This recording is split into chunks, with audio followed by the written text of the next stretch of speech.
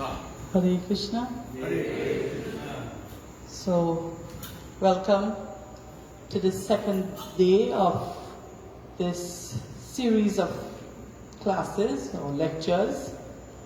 So, we're very, very fortunate to have with us His Grace Baladeva Prabhu, who is coming all the way from India, Chowpatty Temple. So, Prabhuji, as Shanta Vigraha Prabhu would have said last night, he comes from a family of Vaishnavas, and so he is so dedicated to pushing on Srila Prabhupada's mission, Sri Chaitanya Mahaprabhu's mission, not only in India but all over the world. So Prabhu would have come through these parts many years ago. He came and visited us in Trinidad and Guyana, Suriname.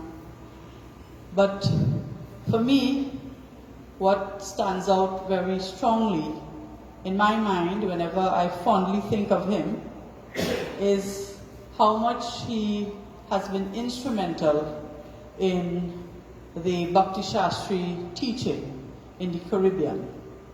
So, again, Shanta Vigraha would have said last night that during the pandemic, we were very fortunate actually, because we were not able to come to the temple and so on, but devotees like Rajiv Shri Prabhu started to have online classes, and so when Rajiv Shri Prabhu started, we had classes morning and evening, sometimes for hours in the morning and hours in the evening.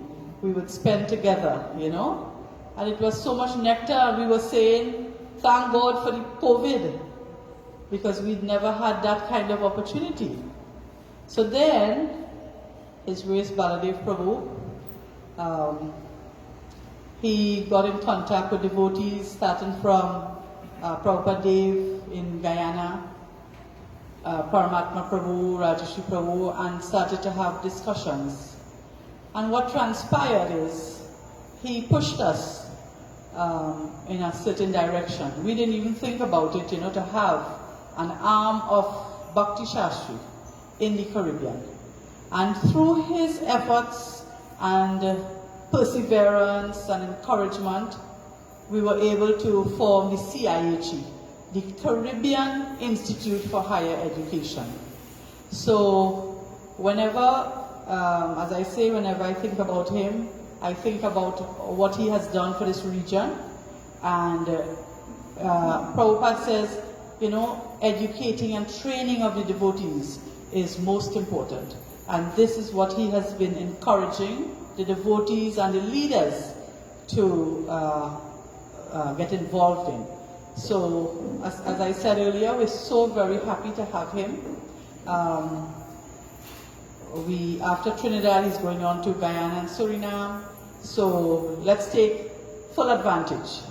All right, so I would now like to hand over to His Grace Baladeva Prabhu for day 2 of this wonderful seminar. Hare Krishna Prabhu.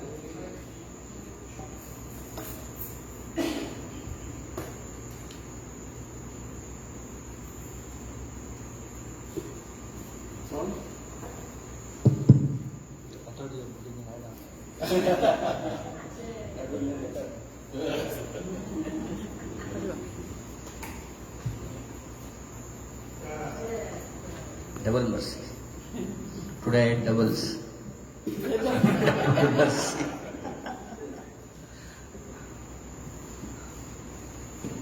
Om Jnanatimirandhasya Jnananjanashalakaya Chakshurunmilitam Yena Tasmai Shri Guruve Namaha.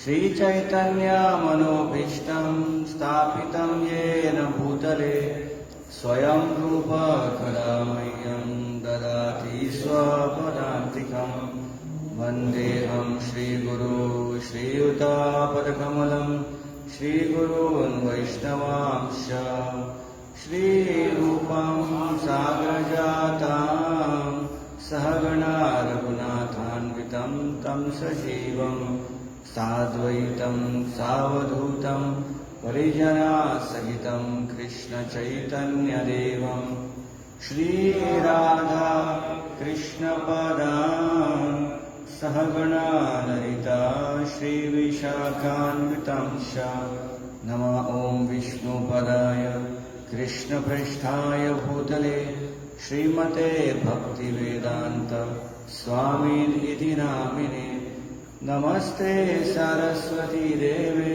Gauravani Pracharine Nirvishesha Shunyavadi Pashyatya Deshatarine Vancha Kalpatarubhyasya Kripa Sindhubhya Evacha Patitanam Pavanebhyo Vaishnavebhyo Namo Namaha Jaya Shri Krishna Chaitanya Prabhu Nityananda Shri Advaita Gadadhara Shivasari Gaura Bhakta Vrinda Hare Krishna Krishna Krishna Hare Hare Hare Rama Rama Rama Hare Hare Hare Krishna. So welcome all the devotees again today for this program. Thanks for joining us today. It's a weekday. You're all busy with your sadhana and your household sevas. But still you took time and came here. Thank you for coming and gracing this occasion. Yesterday we began our the first lecture of our series, Re-emerging from the Pandemic, and we were discussing of how this period of quarantine or lockdown is also seen in many scriptures where certain personalities, even Supreme Personality of Godhead, we have mentioned yesterday in scriptures, in Ramayana, in Mahabharata, in the Bhagavad, Chaitanya Charitamrita, there are instances of quarantine and lockdown also. So we picked up one instance yesterday from the Ramayana where Mother Sita was quarantined in Ashok Vatika, and then we built up the whole lessons based on that particular incident in the Ramayana. We move on today, we will touch today's Srimad Bhagavatam first canto and the Mahabharata. Yesterday we were discussing on many other points as well. We discussed about the symptoms of Kali Yuga. We also discussed on the faith in one's Guru, right? So little more discussion on symptoms of Kali Yuga. Srila Prabhupada very beautifully mentions in the Bhagavatam first canto the symptoms of Kali Yuga. In his purport he discusses in details. Manda sumanda matayor manda bhagyahi upadritaha. People in Kali Yuga are misguided, they are lazy, and they are always disturbed. I was walking on the street in Mumbai and I saw one boy wearing a t-shirt, and the t-shirt had a slogan, "Do not disturb me, I am already disturbed."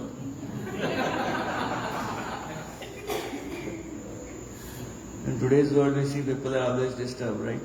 We just ask something, then they flare up and think that why he got flared up. We do not know the volcanic eruption which was happening, about to start, right? So Kali Yuga is an age where people have really no idea what is good for them. People take happiness not in their happiness but in others' distress. Srila Prabhupada has often stressed a Vaishnava is para dukkha dukhi. But in Kali Yuga people are para sukha dukhi. When they see others happy, they become unhappy. And when they see para dukkha sukhi, when they see others unhappy, they feel, yes, he deserved that. I knew that someday it will come. So para sukha dukhi and para dukkha sukhi, from that we need to jump to the higher level or platform of para dukkha dukhi. And automatically para sukha sukhi will also be there, that people will be happy seeing others happy. So this is the age of Kali Yuga.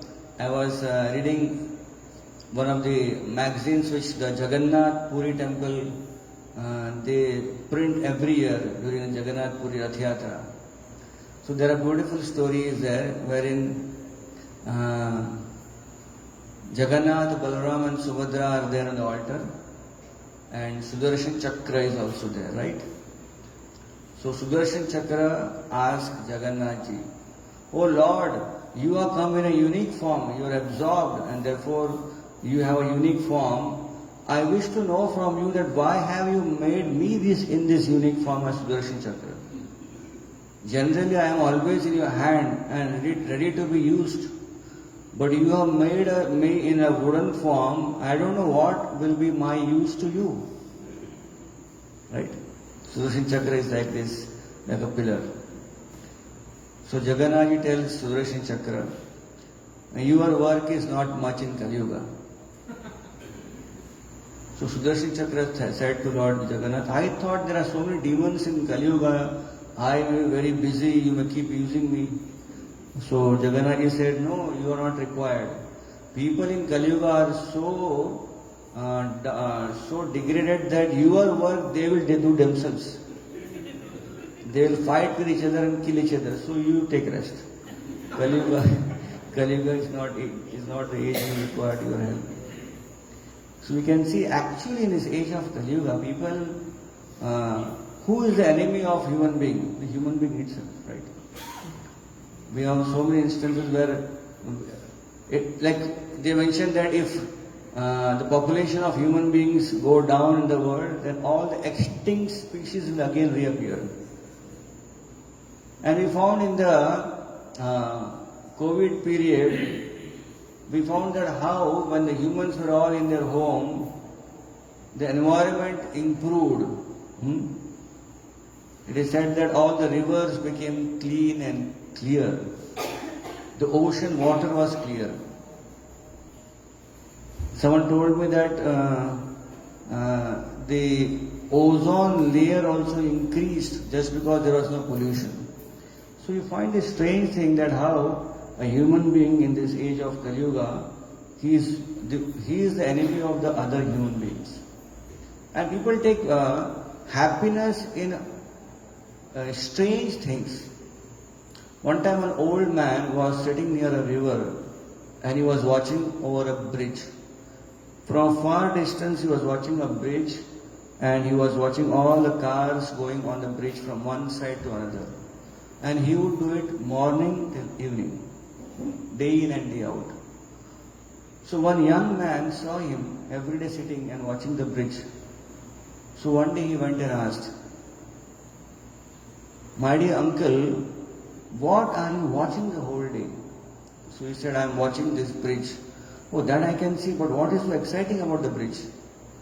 He said, "I was thinking, I am just watching every day, maybe one day this bridge will fall. And then I will be excited to see the cars also falling in the bridge, from the bridge into the river." You are waiting for that day to see the bridge collapse and the cars falling down. So yes, will not be exciting. I'll take videos and share it on the WhatsApp. So the man said, "What if on that day when the bridge collapses and your son-in-law is traveling in the car and he falls down? Will you be happy?" "Hey, don't speak like this, Speak good." So people take happiness in watching others' distress. You find so many times on the social media people share videos of people dying, right? Accidents, as if it's like it's their very, very good thing. You keep sharing because viral, it's entertainment. One young, small boy was eating chocolates. The old man saw him and said, "So many chocolates this boy is eating." So he went to give him good advice. He said, "My dear child, you should not eat so many chocolates. Your teeth will all fall down." So this boy was like eating chocolate and suddenly he sees this old man coming and interfering in his chocolate eating business. He just turned around and said, "My dear grandfather, do you know I had a grandfather who lived till 95 years. So the uncle said, "Oh, is it?" And he had all his teeth intact till 95 years. And do you want to know how his teeth remained intact? So the uncle became very excited because he was also old. So, yes, tell me how your grandfather's teeth were intact. He said, because my grandfather never poked in others' business.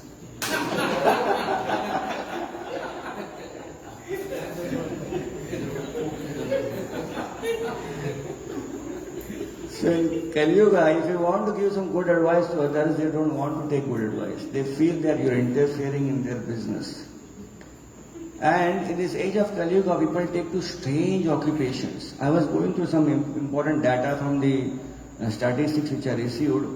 There are professional occupations now, apart from engineer, doctor, pharmacist, and lawyer, clerks. These are old occupations, the latest occupations you should hear. There are occupations called as professional sleepers. The big hotels, which are like multi 5-star, 7-star hotels, they employ such professional sleepers who go and sleep in all the rooms one every day, different rooms, and they give feedback to the hotel business. How you can improve this room? Is it comfortable or not? So the professional sleepers who are paid to sleep in the room and give feedback about the room. There are professional pushers. What is professional pushers all about? In Japan, there is a group of people who are called professional pushers because they have metro train. In metro train, they have so much of traffic and so much of people coming in the right time, in the evening time. So sometimes, because people are jam-packed, the doors don't close. The doors open and close automatically, right, when the station comes. But now they are so much jam-packed, the door is not closing. So the pushers, they are there to push the entire public inside and close the door. So the professional people who are pushers, and they get paid for that. There are professional dog foodies. So people love their dogs so much, right? Prabhuji was mentioning about today morning in his Bhagavatam class. People are there, so much conscious about their pet dog. They feel we are feeding them dog food, but we also need feedback. Do they like it or not? Dog cannot say. Dog may not eat, but we do not know why he is not eating. Is it because he did not like or he is already fed? So there are people, human beings, who taste all the dog foods and they give a feedback to the company. This food is good enough for a dog. That's called professional dog foodies. So these are strange things happening in Kali Yuga. In Kali Yuga, as I was mentioning, people are happy, people become very disturbed. Why is so happy? We had one devotee in our congregation who got a job in London. So his nature, by nature, he was very jovial, very happy-going devotee. He would always smile. So he joined a job in London and he was always smiling. So one day his boss called him in the office privately and said, "Sit, close the door." I asked him, "Why do you smile the whole day?" She was thinking, is it something wrong to smile the whole day? He said, "No, but I feel odd, you are smiling the whole day." So this devotee was mentioning, even people smile, people feel offended. Why they are smiling so much? One devotee was mentioning, therefore, when we take group photos, people have to say, the camera has to say, "Please smile." Because smiling has become very less nowadays. People are more grave and in their own world. And here are people who are smiling. They have been asked why you are smiling and happy. Why you are so happy? Tell me the reason. So this is the age of Kali Yuga, the quarrel and hypocrisy, the age where everything is topsy-turvy. Srila Prabhupada said, one should get out of Kali Yuga and go back home, back to God. One book distributor came to Srila Prabhupada and said, "Srila Prabhupada, I am always praying to your deities. I am praying that, oh Lord, let me come again and again, birth after birth, and distribute my Guru Maharaj's books in this world." So he thought Prabhupada would be very happy. Prabhupada said, "No need." Prabhupada said, as the Kali Yuga progresses, it will be very difficult to practice Krishna consciousness, what to speak of distributing books. So you distribute books and perfect your life and go back home, back to world. Don't come again. So this is the age of Kali Yuga. So in this age of Kali Yuga, it's, as you were mentioning, that people are there to always harm each other. So this whole virus pandemic was nothing but there are so many theories of how this COVID virus has come.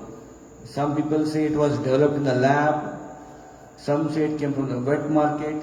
Whatever it may be, both have come from the intervention of human being in areas where the human being should not be interfering with the nature, right? But the wet market, people are eating so many nonsense, and from there a disease come all over the world it went. Or if it is in a lab, just imagine people who want to kill people all over the world, and they are inventing a virus so that the whole world stop and people die.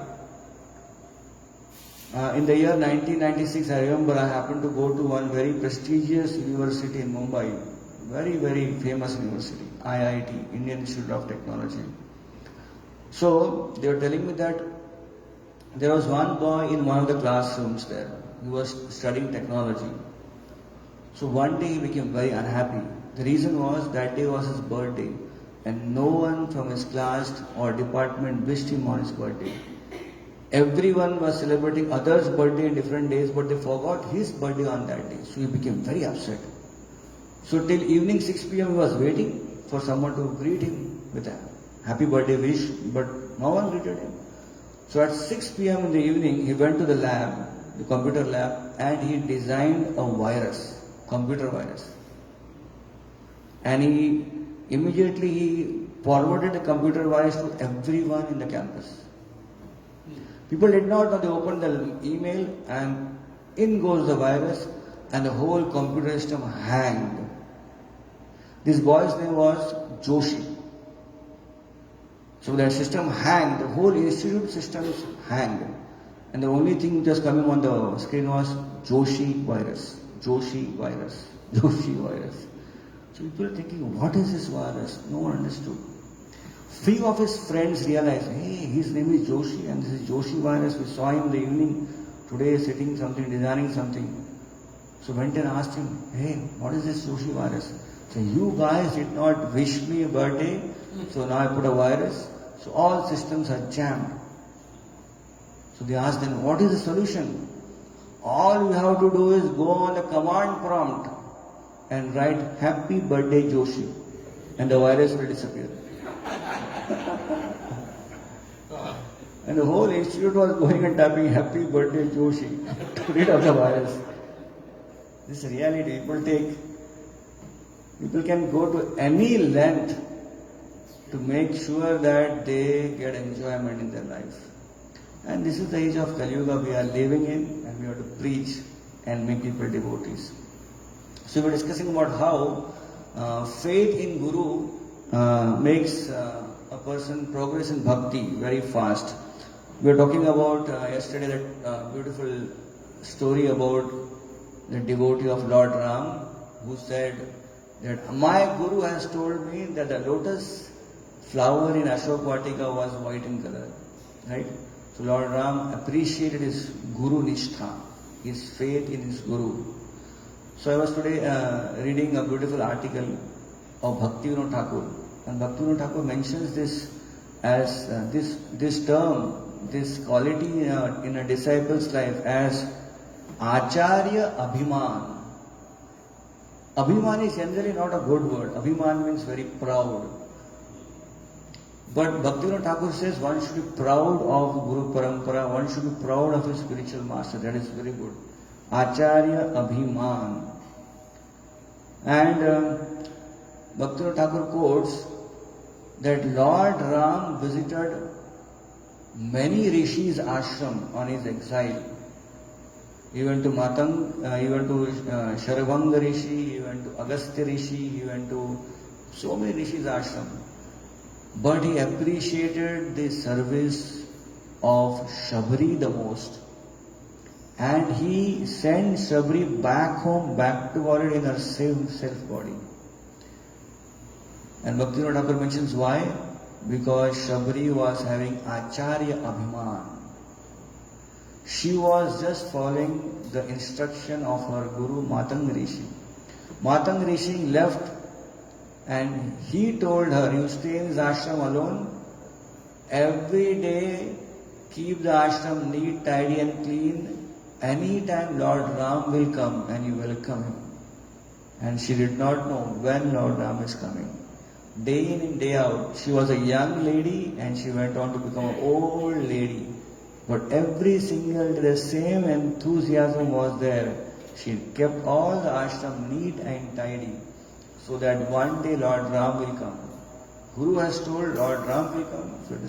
So she had Lord Ram in her heart, but more than that Lord Ram saw that she had Guru Nishtha, the faith. So Bhaktivinoda Thakur says, Shabri got mercy of Lord Ram because of her Acharya Abhiman. That she was completely faithful to her Guru. Therefore Krishna says, Mad Bhakta Puja Bhidikha. That means Krishna appreciates someone worshipping him, but he appreciates more that person who worships his devotees. So that is the secret of success for any devotee. Yes, we have access by the mercy of Srila Prabhupada to everything, the holy name, the deities, the Bhagavatam. Yet the place of Srila Prabhupada and our spiritual masters should stand the forefront because of their mercy we have access to all these things. Without their mercy we would have not achieved the Vaishnavas, the Guru and Srila Prabhupada. Right? So Lord Chaitanya Mahaprabhu's movement is all meant to deliver fallen conditioned souls. I was once going in to purchase some things in a supermarket and I saw this famous tag, buy one, get one free. Right? You often see that, buy one, get one free. So one devotee was with me and said, Lord Chaitanya Mahaprabhu's philosophy is also like this, but little different. Chaitanya Mahaprabhu is saying, buy me, get free. So how we can buy Lord Chaitanya Mahaprabhu? Krishna says, I am easily purchased by the process of devotional service. So that is the point of getting free from the life of cycle of birth and death.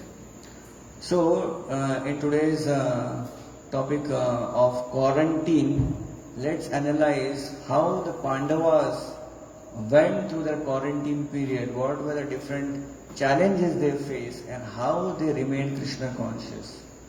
Pandavas went through many quarantine periods. They were quarantined when Dhritarashtra Duryodhana was plotting and Dhritarashtra sent them to stay for a few days in the house of Shalak, the wax. But they were staying there with Kunti and the 5 Pandavas and they were told you can go for a vacation, everything will be all arranged, it's a big palace, all facilities are there. And that palace was meant to burn them. So there was one quarantine they were not going out anywhere inside the palace. Then later another quarantine was 1 year period when they were on exile and the last year was they had to be incognito, not to be known or seen. So they were disguised and they stayed in the kingdom of King Virat Raj. So that is another quarantine period. So we see that how the Pandavas went through this period in a very, in a way where they were always Krishna conscious. I was hearing a lecture of one sannyasi who is now just took sannyas few years back, very nice disciple of Gaur Govind Maharaj. His Holiness Hadadar Maharaj. So he told very beautifully that even though Krishna was in Dwarika with all his associates, but he would again and again visit Hastinapur. Why? Because he had his devotees, the Pandavas there. So what actually pulled Krishna again and again from Dwarka to Hastinapur? The reason was that the Pandavas were fully dependent on the Lord. So Maharaj was mentioning Hadadar Maharaj that many times we ask this question to ourselves, I am practicing Krishna consciousness in so long time. Why Krishna is not reciprocating with me? So you mentioned 2 points. First of all, we are not depending on Krishna fully. Because when we depend on Krishna fully, we can actually see Krishna reciprocating with us. And then he said, actually Krishna reciprocates with us as much as we depend. But because we are not depending fully, that reciprocation is not visible to us. Actually Krishna is reciprocating with us. Pandavas were dependent so much on Krishna that Krishna had to literally run every single time and come to rescue and help the Pandavas. When Draupadi was in trouble, he came running. When the war was about to fight, he came running. Right? We have in the pages of Srimad Bhagavatam 10th canto, the Krishna book Srila Prabhupada mentions, when Krishna came from Vrindavan to Mathura, he killed Kamsa, he got educated. The first thing he thought was, how is Kunti and how are my Pandavas? So, he sent Akrura to go and check how they are doing. So Krishna was always thinking about the Pandavas because the Pandavas were always dependent on Krishna. So when that Shalak, the house of lac, was built and they were staying there, it was Vidura who came and helped and made them understand that they are in for a trouble. And they dig a tunnel, and from the tunnel they escaped, and the whole house of lac was burned to ashes. And everyone was sobbing, crying in Hastinapur, all thought they have died. Even Krishna joined and started crying with them. Krishna knew they had not died. Krishna and Balaram went and started crying with all of them, no, don't worry. And here they were now in exile. Prince of Hastinapur, now they were in forest, hardly getting anything to eat also. Bhimsen was very much troubled. They were not knowing why this is happening to them, but they were depending on Krishna. So Lord Krishna, he always protected his devotees. The same Lord Krishna also appeared in that time as sage Vyasadeva, right? Literary incarnation of Supreme Personality of God. So Vyasadeva came to the Pandavas, and the Vyasadeva then told Pandavas that this whole material world is functioning like that any good person cannot guarantee that every time he will do good, and any bad person cannot guarantee that every time he will do bad. This is Vyasadeva's word. And therefore, even a good person should know that his life will have all kinds of turn of events, because you can't be always in a default mode of doing good. Many times we do not even know that we are doing bad. We are in our own world. Therefore, in deity worship, before we leave the altar, we have this prayer.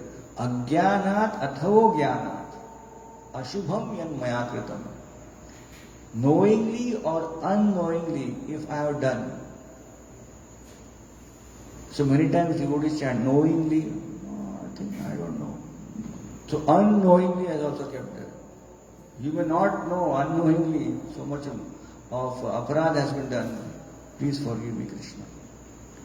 So Vyasadeva suggested Pandavas that now you remain incognito. Krishna has planned amazing thing for you. Now there is a village very close by called as Ekachakra. You stay there as if you are Brahmanas. So all the 5 Pandavas and Kunti Devi entered that village as Brahmana and Brahmanis, and they found one Brahmana's house and they stayed there. So no one came to know in the village that there are 5 Pandavas and Kunti Maharani. And then we know the story. Later Ekchakra was the place where Lord Nityananda appeared, right? That is also the place where Pandavas stayed. We have that place, beautiful place in Ekchakra called as Pandav Tala, the tree under which the Pandavas stayed. So the Pandavas stayed in that Brahmana's house, and one day Kunti Devi saw that the lady in the house was sobbing and crying. She asked, why are you crying? She said, nothing, just a small thing. So then she probed, why are you crying? I always see you happy. What's wrong? Then she mentioned that in this village, just on the outskirts of the village, there is a demon called as Bakasur. Different from the Vrindavan Bakasur. He is the one who used to always come to our village and catch some human being and eat that person. So we all went and signed a contract that you don't come and randomly catch someone, we will send you every week, at the end of the week, your weekend, we will send you all the supplies. She was very happy, no problem, I don't have to go anywhere. So the whole contract was on the weekend, one family in the whole village, turn by turn, that means one family, one person, the male has to go on a bullock cart with strong bulls, with cart load of huge amount of food, and go there single journey, no return ticket. He goes, never comes back again. So there was turn by turn, and that lady, she was crying because the next day was their turn. And in their home, the lady was there, her husband and a young child. So now she was wondering, my husband has to go, and what will happen to me? So when Kunti came to know, she told the lady, don't worry. Tomorrow someone will go from this house, but not from your family, but from my family. And she said, no, you are our guest, how can you send? Yeah, you have a husband and you have only one son. See, I have 5 sons. If one son also goes away, no problem. And Kunti Devi was watching Bhimsen. So, would you like to go? Bhimsen, why not? Because he knew that tomorrow is going to be a day where after a long time he is going to get good prasad. With all those days in the exile when Pandavas were there, all those days when the exile was going on, they would collect fruits, roots from the trees in the forest. And whatever was collected, Kunti Maharani would divide into half. Half was Bhimsen, remaining half was the 4 of them. Because he always would eat lot, because he was called as Vrikodhara, right? Vrika Udara. So there is Jatar Agni, there is what Agni is? Dava Agni, Jatar Agni. These are common Agnis, fire. Dava Agni is forest fire. Dava Nala, morning chant. Samsara Dava Nala Loka. There is Jatar Agni. Jatar Agni is the one we experience when we feel hungry in the stomach, right? But apart from these two, there was one Agni which was only in Bhima's stomach. That is called as Vrika Agni.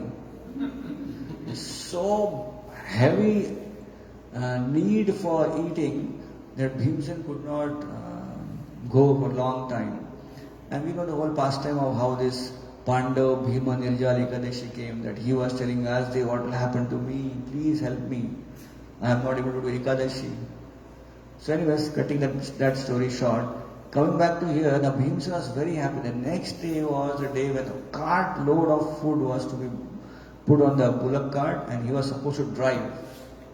So Bhimsen went, he was driving very slow because he wanted to complete the whole food before he reaches Bakasur. So one hand he was driving, one hand was behind and he was eating. And his Bakasur was calculating, my lunch time is already up, why that fellow is not coming, who is coming? So finally he climbed on a tree and saw from very far away, yes, there was a very strong, good person coming, driving the bullock cart. But he was very surprised because that person was driving with one hand and one hand was behind and he was eating something. So Bakasur became unhappy. What is this? He is taking my food. So when the bullock cart reached Bakasur's den, it is said Bakasur was very angry. He charged on Bhimsen. Now Bhimsen had not completed the prasad yet. So Bhimsen took his hand and held him tight. Hold on, let me finish this prasad first. He completed the prasad and then he fought with Bakasur and killed him.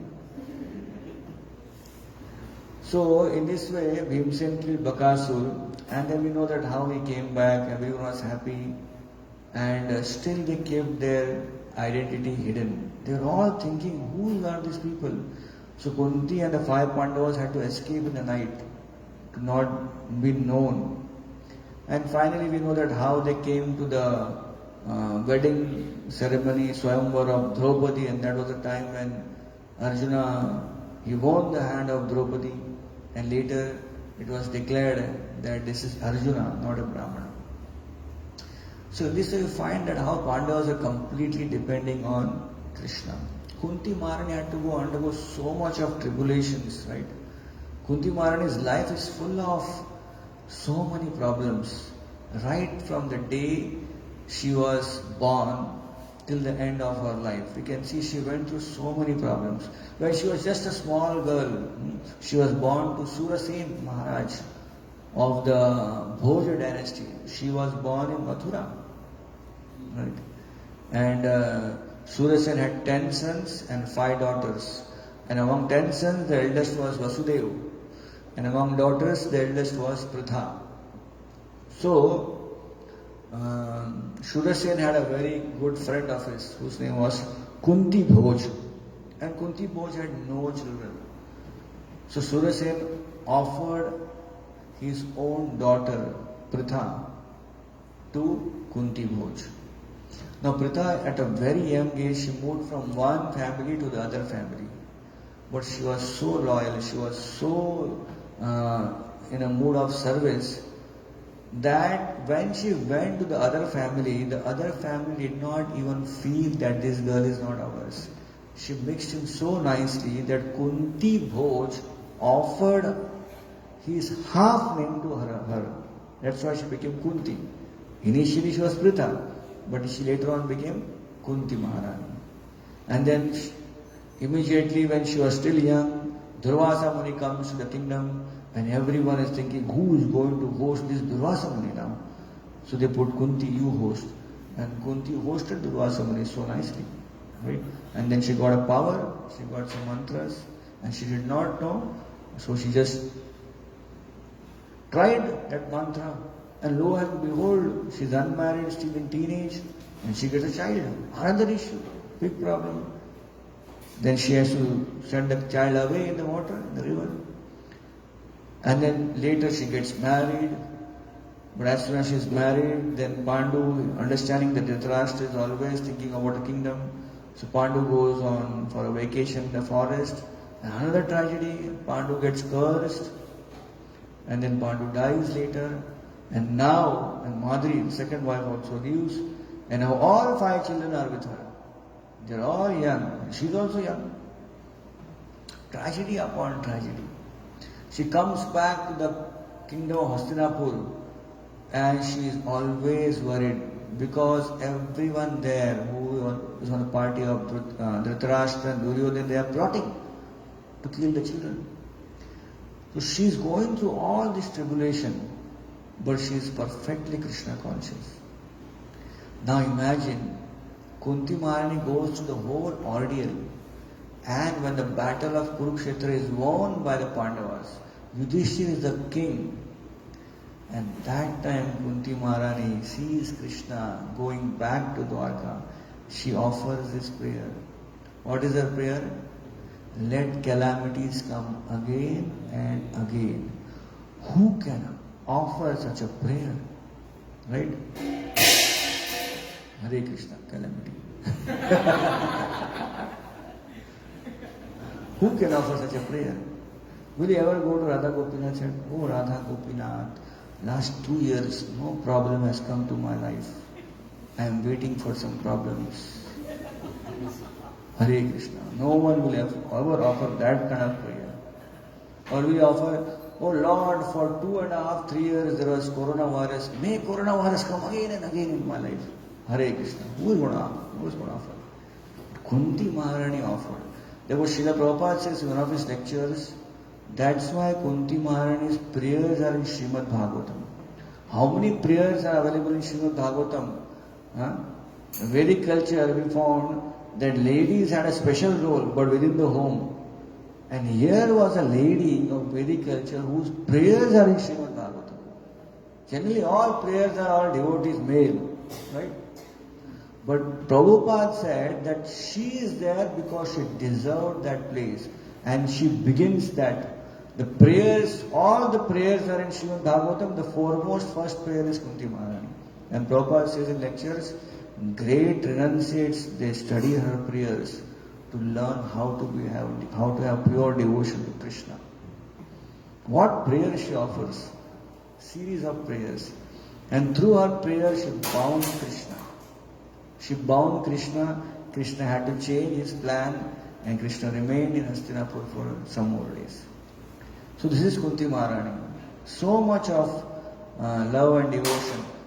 So towards the end of the last exile which the Pandavas went in, after the gambling match, Kunti Maharani was not allowed to go on the exile. So only the 5 Pandavas and Draupadi went on exile.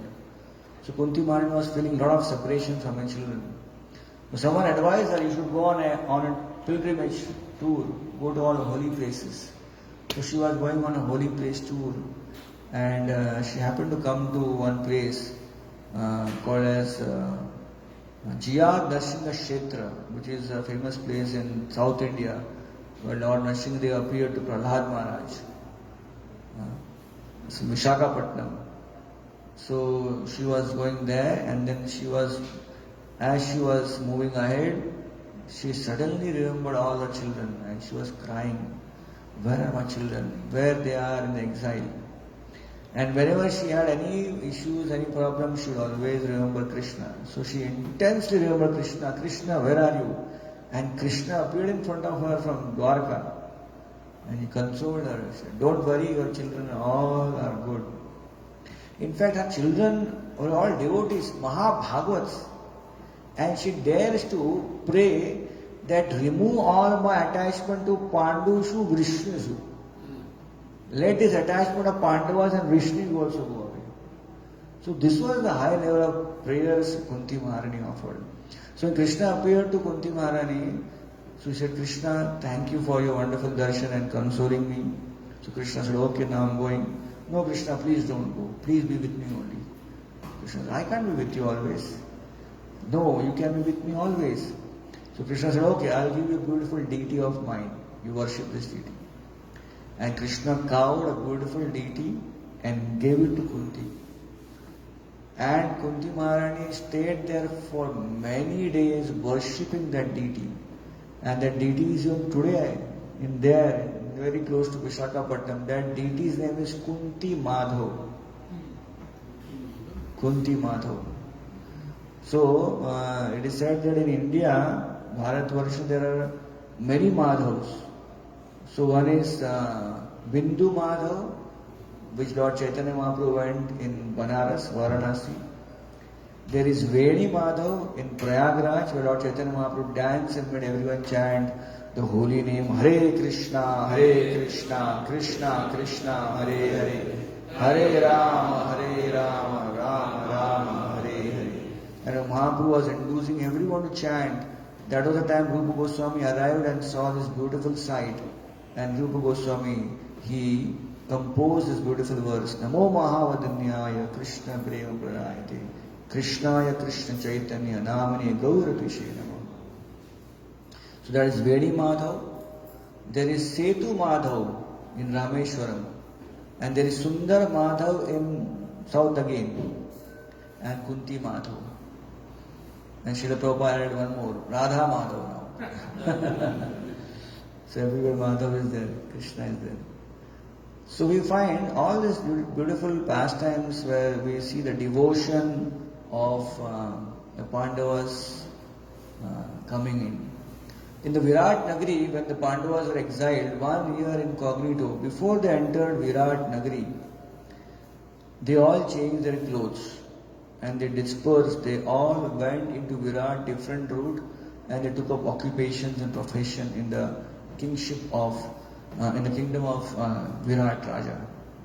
So it is said that before they all dispersed to go different routes, enter the kingdom, they all removed their clothes, the Kshatriya clothes, the arms, the Shastra, and they collected all that and made a bag.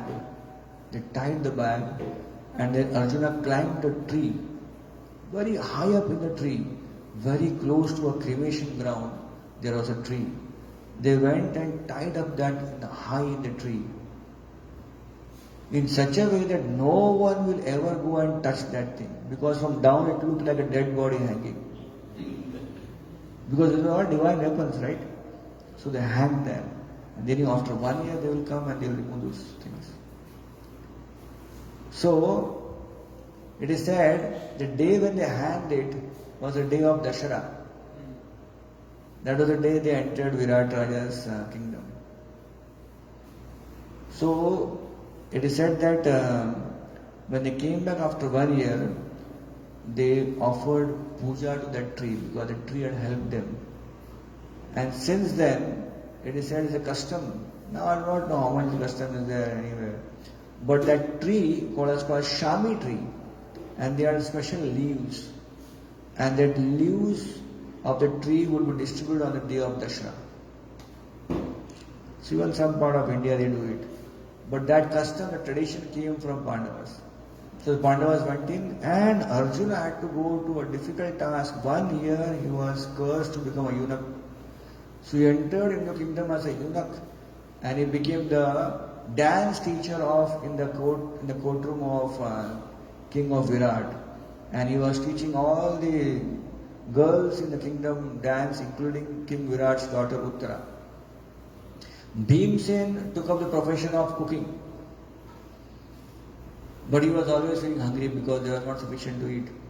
In fact, Jaimini's Mahabharata mentions that Bhimsen was cooking sweets and selling those sweets and collecting money so that they could get enough opulence or enough money to buy weapons or amass an army, because after that there was supposed to be a battle of Kurukshetra. So Bhimsen was involved there. Nakul and Sahadev were in different roles. Someone was horse keeper. Yudhishthira became advisor, and Draupadi became the maid servant of the queen. So all these great Pandavas were in exile for 1 year.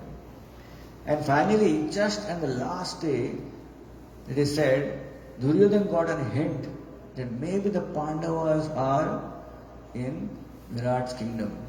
And he took the entire army, because there was a rule that in 1 year, if there of the incognito, if people come to know, Duryodhana comes to know who they are, where they are, then they will have to again repeat the 1 year. That 1 year, no one should know where they are. After 1 year is over, then 14 years is down. But if they come to know that they are staying in one place, then the 1 year gets extended. So he was very excited, so he came with the whole army. Meanwhile, calculation-wise, what happened is, when Virat saw that his kingdom is surrounded by Kauravas, so Virat's son, he was boasting, I will do everything, I will go alone and defeat these Kauravas, don't worry my dear father.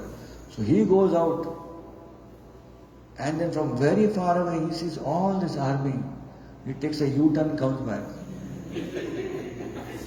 So Virat asked, what happened? Why you came back? Oh, I think so, this is too big for me, I have to handle. So that time Arjuna, who was Brahannala, who was a eunuch, he said, don't worry, you don't have proper chariot driver, you come with me. She literally pulls him, and he drives the chariot, and Virat's son is sitting behind. And then they come ahead, and again this Virat's son sees the whole army. He said, hey, please take me, I don't want to die today, So Arjuna as Brahannala said, don't worry. Now we have come here, we will change positions. You become chariot driver, I will take up the reign, I will take up the fighting. He said, you? Hey, you are eunuch, what you will do?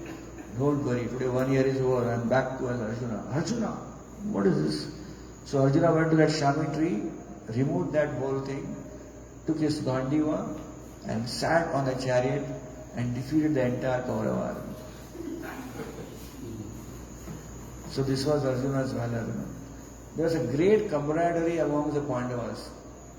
See, Arjuna was a great archer, Bhimsen was a great mace player, right? Now, these two devotees are instrumental in winning the battle of Kurukshetra. Without Arjuna and Bhimsen, it was impossible to win. Bhimsen killed 100 sons of Dhritarashtra. And Arjuna was instrumental in killing Karna and big fighters, right? But yet when the kingdom and when the kingdom was won and the king was to be decided, they all unanimously elected Yudhishthira as the king. Not because he was elder, because he deserved to be king. So because they all knew that skill is good for certain activity, but not for ruling. For ruling, it should be wisdom by which a person will rule, and Yudhishthira carried that wisdom. In today's age, it's very difficult, right? Nowadays, we see people want to choose kings or presidents or prime ministers or ministers. Most of them come because of their fame. There's a very well-known rich man, so he becomes the minister, or he goes for elections, or someone is a sports player, someone is a film star. They start enrolling for being a minister. But you see from Mahabharata that how they choose Yudhishthira Maharaj as a king, because he actually deserved to be king because of his wisdom in the Shastras. One country in the Europe, Poland. So many years back, Poland had issues of no stable government. Every president was kind of in 6 months resigning or thrown out. So Poland was going through a very long crisis. So what happened is everyone was unhappy in Poland. So that time there was a big soccer match, football match, which happened in Poland, where Poland was playing a game with the neighboring country, and in that game, Poland won with a big margin, something like 7-0. And there was one striker who hit 7 goals in that 1 hour play, or 1.5 hours play. And everyone was so happy that this striker has made them happy. And after the play was over, everyone in the stadium was shouting, "Make him the president, make him the president." Why? Because for 1.5 hours he gave us enjoyment, which no president has given us for 1 hour enjoyment. So make him the president. So this is Kali Yuga, where people get selected or elected because of some connections or because of their fame, but hardly any wisdom they have. Yudhishthira Maharaj had wisdom. Each and every Pandava were great devotees. They had unique qualities. Draupadi is her surrender. When she was about to be disrobed, the way she just opened her arms and cried for Krishna for help. And Krishna came. Right? Kunti Maharani, we discussed Bhimsen, Nakula, Sahadeva, Arjuna. How they always chose Krishna in their life. When Arjuna went to Krishna to ask him to come and join in the war, Duryodhana also reached the same place. Duryodhana wanted Krishna, Arjuna also wanted Krishna. So Krishna said, okay, 2 choices. I will be there, but I will not take part. I will not even lift weapons. Or my whole Narayani Sena. So Duryodhana was thinking, wow, Narayani Sena seemed to be very nice for Duryodhana. What I will do with Krishna? He is not going to lift any weapon also. So Krishna asked Arjuna, you select. So Duryodhana said, no, I will select. Krishna said, he is younger to you. Let him select. So Duryodhana's heart was throbbing. What if he selects Narayani Sena? What I will do with Krishna? And then, to his surprise, Arjuna chose Krishna. And Duryodhana immediately said, oh Arjuna, you are my younger brother. Whatever you choose, I will keep the remaining with me. The remaining is Narayani Sena. He went away. Krishna said, are you? After Krishna confronted Arjuna, are you crazy? You already have a very small army. You have taken me, I am not going to even fight also. You left my Narayani Sena. And Arjuna said, what is the use of your Narayani Sena? Wherever you are, Krishna, everything is there. What a faith. Right? For anyone to say, Krishna, you are there, everything is there, it's very easy in good times. Difficult time to have that faith and make that wise choice of Krishna. Then Krishna said, you made this wise choice, make sure. I will make sure I am with you. And throughout the battle of Kurukshetra, it was Krishna who saved Arjuna's life. Every single time. Every single instance. And there are hundreds of stories. Just a small story before I end this class. So Arjuna, okay, before another story before I tell the next story.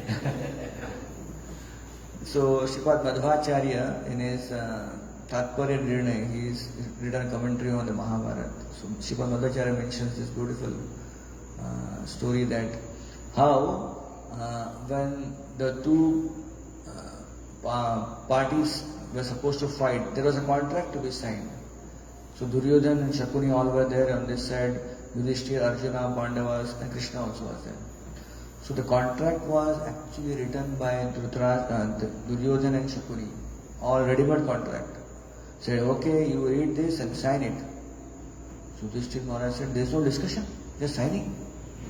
Yeah, please read. So he read and he was aghast. What was the contract? The contract was that even if one Pandava gets killed, the match is done.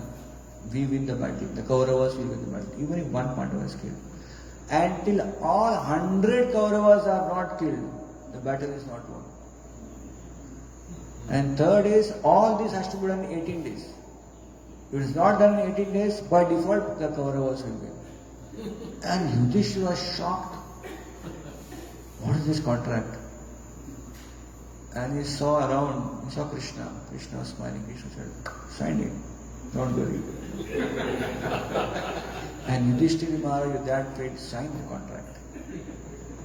So Krishna, with that contract, Krishna arranged the whole battlefield to be in 18 days, all 100 of them killed, and Pandavas won. This was Krishna, when Krishna was chosen as, from the whole thing, Krishna reciprocated with Pandavas, right from day one. So Bhimsen's one wife was Hidimbi, one demonish. Yeah, he got married when he was in exile. So he got a son called Ghatochkach. So he was a very huge fellow. So he came to fight one day, and he was creating havoc and terror in Kaurava army. No one was able to stop him, and he was massacring the whole Kaurava army. Karna was also not able to do much. So Duryodhana went to Karna and said, hey, what are you doing? This guy is going to kill all of us. Do something. I am trying my best. What can I do? Yes, mystical powers.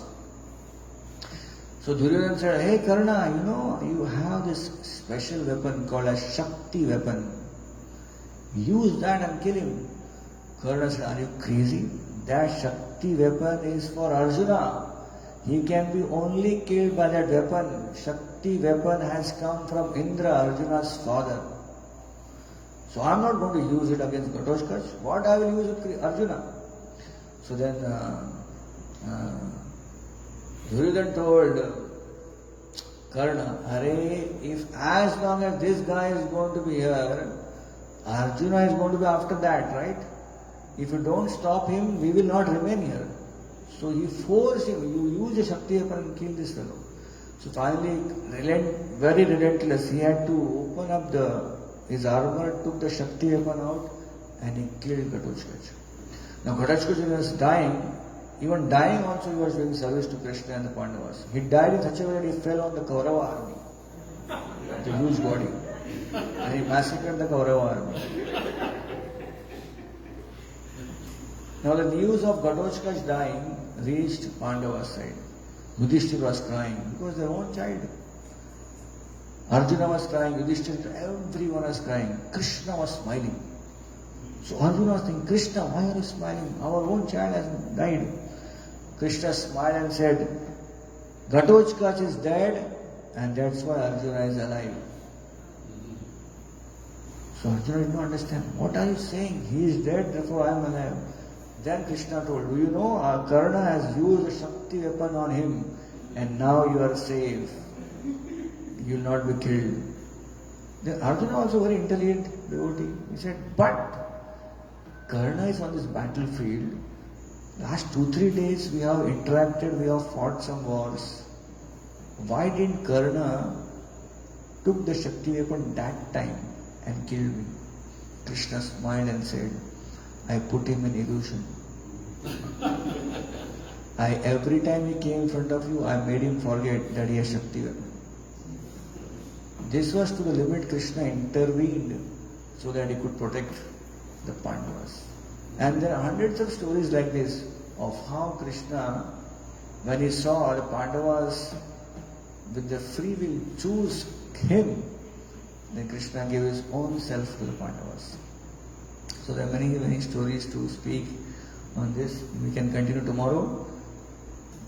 Thank you for joining today. So we'll end here, and we could not take much questions or comments yesterday because of lack of time. We have many devotees here. They want to comment. They can speak or we can take questions. Hare Krishna. Srila Prabhupada ki jai.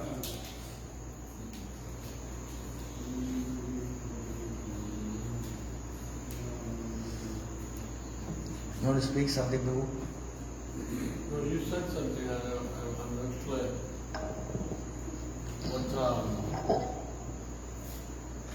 What was it? You said when Krishna said, somebody can have me, but not, I won't participate. In the battlefield. And you said the other will have Narayan something? Narayani Sena, the army of Krishna. Oh, Narayani? Sena. Sena means army. Sena. Sorry. That I didn't know. Sorry. So the Dwarka, they had a big Sena, big army of Krishna, and that entire army joined Kaurava camp. And still they lost. Still they lost. That's absolutely right. Prabhupada says in the Bhagavad Gita chapter 1 that the Kauravas had 11 Akshohinis and Pandavas had 7 Akshohinis. Now I don't know what is Akshohini. So Prabhupada gives detail of what is Akshohini. Thousands of foot soldiers, 100,000 foot soldiers, 100,000 horse, and then elephants and all that. That's one Akshohini. Into 11 was the count. It's a big battle. Prabhupada said, this was a real world war. Prabhupada said, all these world wars which happened in small wars. Real world war. Everyone in the whole world participated. All the Kshatriyas were there. Either on this side or the other side.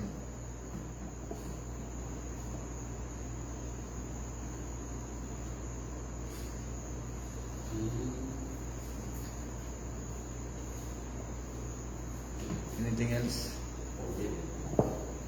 Yes, Prabhu.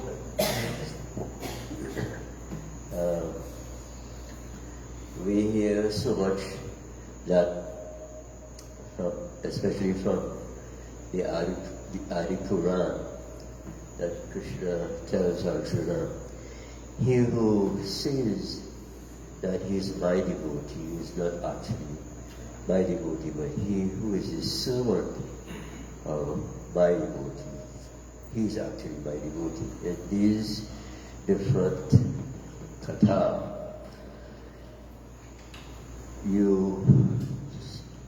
we seem to not hear or see the connection between devotees like Arjuna and a guru or their specific gurus. Is it because Krishna was acting as such for the Pandavas? You want to say that the Pandavas were directly connected to Krishna, right? No, I don't know if I'm coming through clearly. But as Krishna says in the Adi Puran, which Srila Prabhupada quotes very often, he who says he is my devotee is not really my devotee, but he who is actually a servant of my devotee, he is my real devotee. But in these different kathas with Arjuna and the Pandavas and a lot of pure devotees, you don't get the gurus of these pure devotees figuring too much in the particular leela or incidences that take place, but you get more the direct exchanges between Krishna and his pure devotees. So is it that And what comes to mind too is that, like, for now, all these residents of Vrindavan in India, these holy lands, they are like directly, they have a direct relationship with Krishna, and there seems to be not a guru as a medium.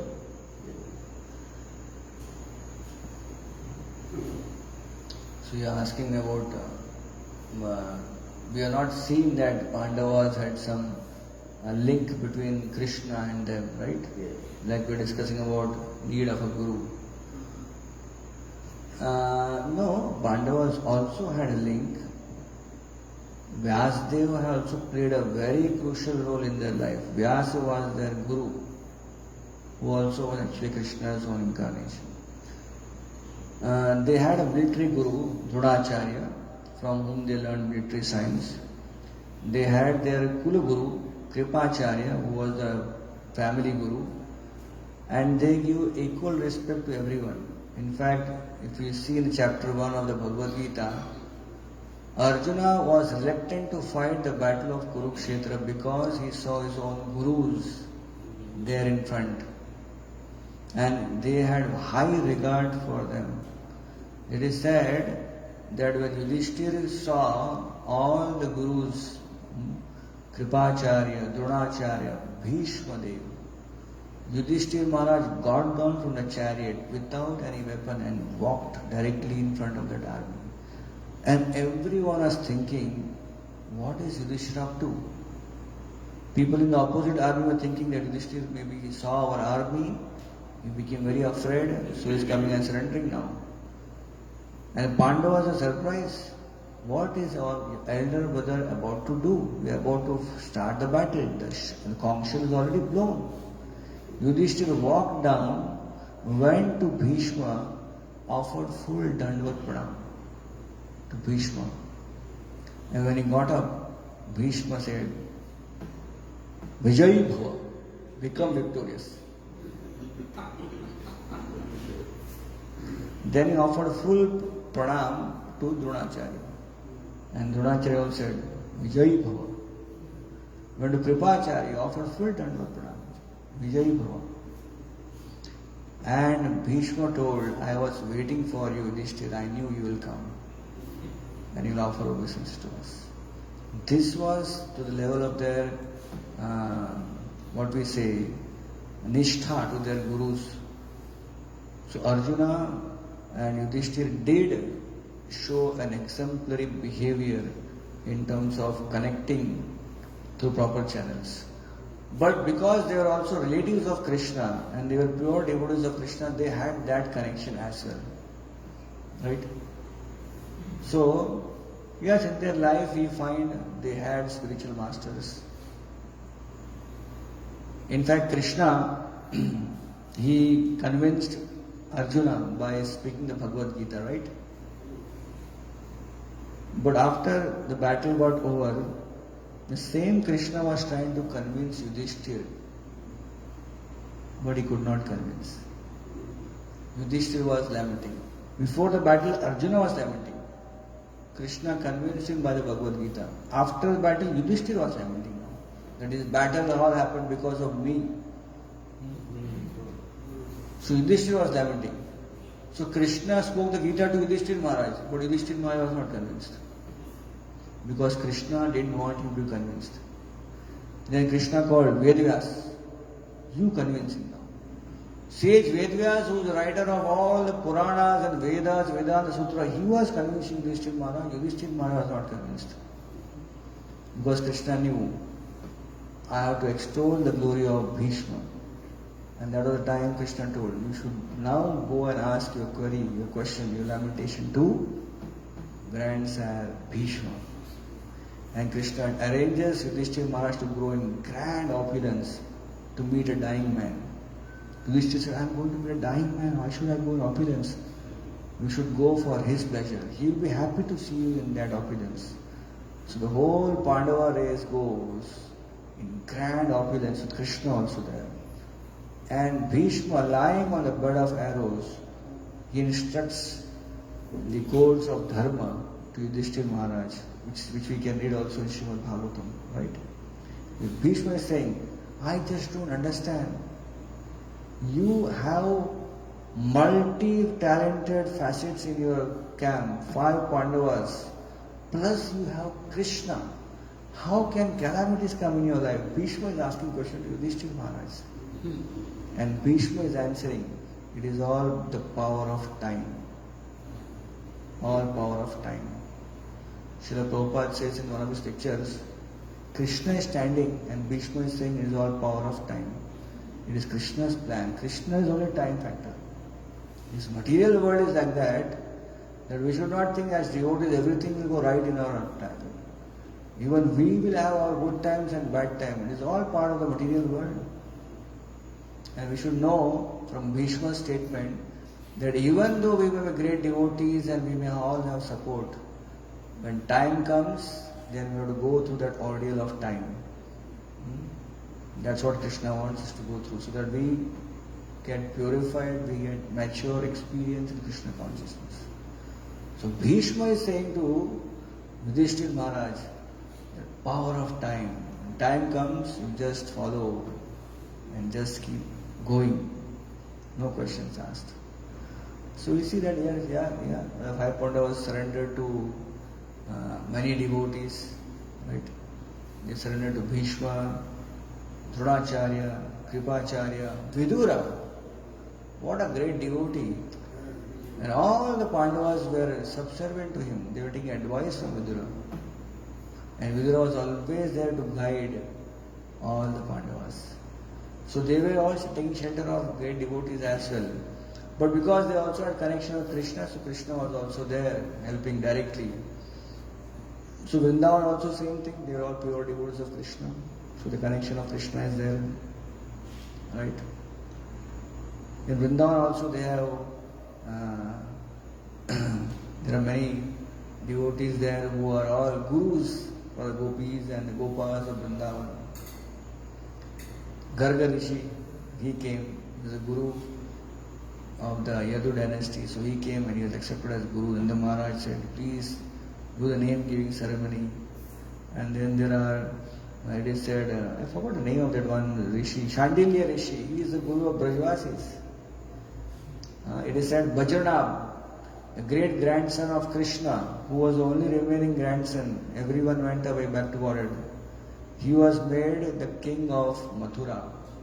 And he was thinking, what will happen, where, what, Krishna has beautiful pastimes here, but I don't know where, what is where. So Shandilya Rishi was there. So he took shelter of Shandilya Rishi. Shandilya Rishi instructed him the science of Krishna consciousness and told him what all different pastimes of Krishna did in Vrindavan. Based on that, then Vajranab established all the deities, the Govinda Dev, the Madan Mohan, the deity of Gopinath. He excavated all the holy places, made kundas, tirthas. So Shandilya Rishi was a guru of the Vrajavasis. So that information is also there. And there are Durvasa Muni also used to come. In fact, in Vrindavan, if you go now, just Keshi Ghat, river Yamuna is there. Opposite of Keshi Ghat, there is this whole open area. There is one place where Durvasa Muni's ashram is there. Small place. Now they came to know and they built a beautiful temple there. So Durvasa Muni was also considered as guru of Vrajavasis. One time Krishna came late to meet the gopis in the dead of the night. The gopis said, hey, why you came late? Oh, I was very busy. My guru has come. Oh, your guru, we never saw you. We never met or heard about your guru. No, everyone needs guru. I also have a guru. So who is your guru? My guru is Durvasa. Okay. So what is speciality about him? My guru is Durvasa. He only eats juice from the Durva grass. Therefore is Durvasa. Oh, we would like to meet him. Yes. Go immediately, he is waiting for you. I told, I'll send the gopis to you. So they wanted to go, and then there is river Yamuna and there is no boatman. So Krishna, how can we go? You tell Yamuna river, You tell Yamuna river that Krishna is a perfect, renounced person, brahmachari, then Yamuna should give way. And the gopis are laughing and giggling. What? You are meeting us at the dead of the night. You are alone and we are so many are asking brahmachari. Okay, anyways, we'll ask. So they laughingly asked Yamuna, and Yamuna parted. Surprise. And they crossed Yamuna. So while crossing, they had got a lot of food items for Krishna. So you all take this to my Guru, he'll be happy. But you said your Guru only drinks durva grass juice. Still take, don't worry. So they went there, met Durvasa Muni and gave all that offering. Durvasa Muni saw the offering, he ate everything. Every offering ate. And all these ladies are thinking, hey, Krishna told he only drinks durva grass juice. Krishna and his Guru are almost same people, huh? They have issues, They say something and do something else.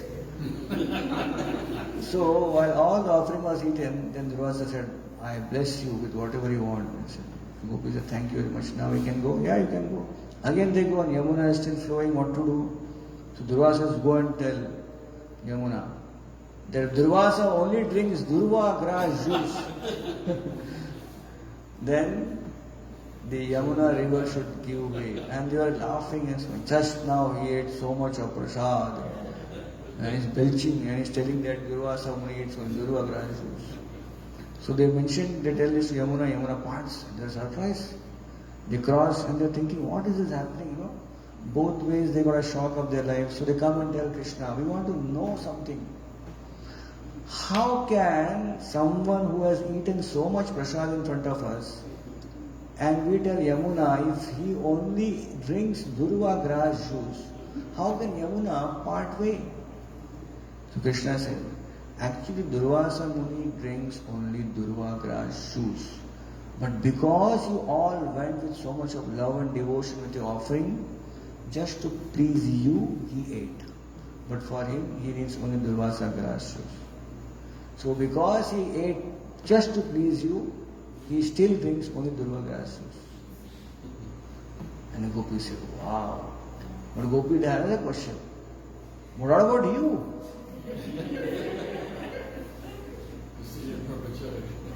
That you are a brahmachari. Krishna said, yes, I am Atmaram, I don't require anyone. But you require me, so I have given you myself to you. And therefore I am still a brahmachari.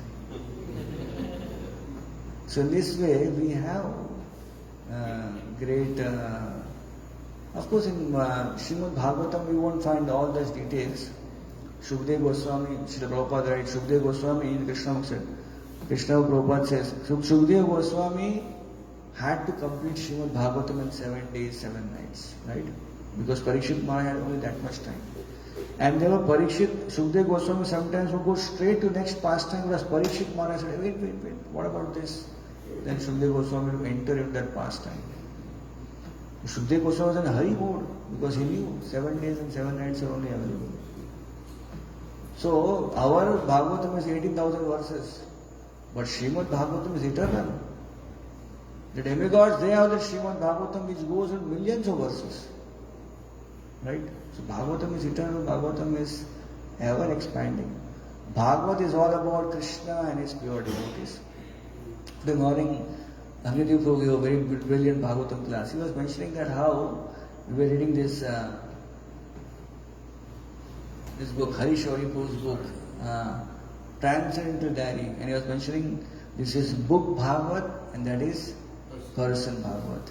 So Prabhuji was mentioning, I remembered one Prabhupada disciple, forgot his name, many years back he came to our temple and he told all of us, we were sitting in the class, and so you have read Bhagavatam? So many devotees raised hand, yes Prabhuji, we have read Bhagavatam. How many of you have read 13th canto of Srimad Bhagavatam? I was surprised, 13th canto. There are 12 cantos of Srimad Bhagavatam, 13th canto.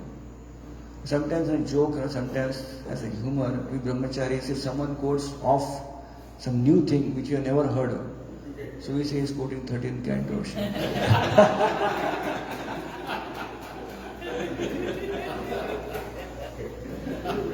But when you heard Prabhupada disciple, you read 13th canto, I said 13th canto, no problem. Prabhupada Leela Amrit is 13th canto of Srimad Bhagavatam for us. Hari Bol. Bhagavatam. We have seen so many people, they became devotees just by reading Prabhupada Lilamrit. They are coming to ISKCON, they picked up Prabhupada Lilamrit, non-stop they read, started crying, and then became devotees. Such a powerful book, Prabhupada Lilamrit. Hare Krishna. Srila Prabhupada ki jai.